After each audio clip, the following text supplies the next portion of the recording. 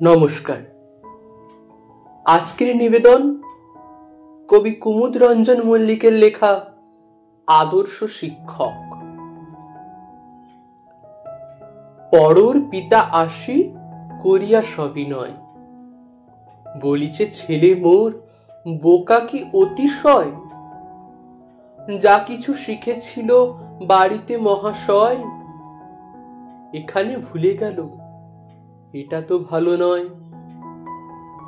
রাগিয়া কহে গুরু, সরাতে হবে মাটি, তবে তো পাকা ভিত বসানো হবে খাঁটি।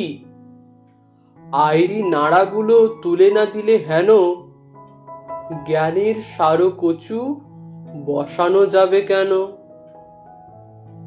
এসব সোজা কথা, বুঝো না জ্ঞানহীন।